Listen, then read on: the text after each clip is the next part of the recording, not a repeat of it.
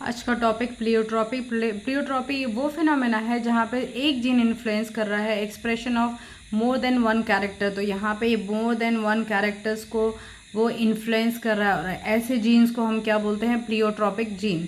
तो यहाँ पे ये तो हो गया प्लियोट्रॉपी क्या है और प्लियोट्रॉपिक जीन क्या है। इसका एग्जाम्पल से ये ज़्यादा अच्छे से समझ आएगा। एग्जाम्पल, इसका बेस्ट एग्जाम्पल है फिनाइल कीटोन यूरिया।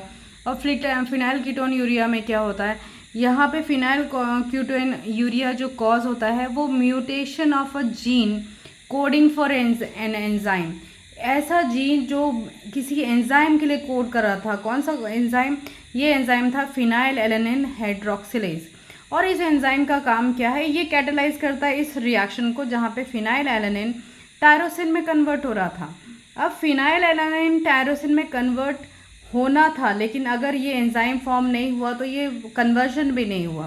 कन्वर्जन नहीं होने के कारण क्या होगा? ये जो फिनाइल एलेनिन है वो एक्यूमुलेट हो जाएगा।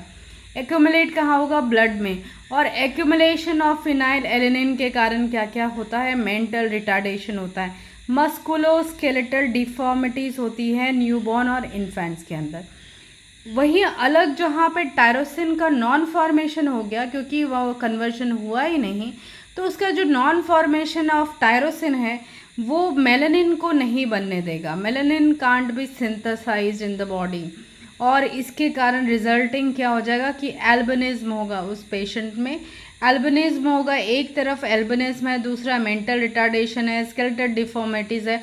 तो इतने सारे कैरेक्टर्स को कंट्रोल कर रहा है सिर्फ एक जीन, और उसके अंदर म्यूटेशन सिर्फ एक एंजाइम नहीं फॉर्म कर पाया, फिनाइल एलेनिन हाइड्रोक्सिलेज नहीं फॉर्म कर पाया, और इतने सारे एबनॉर्मेलिटीज़ क्रिएट हो गई।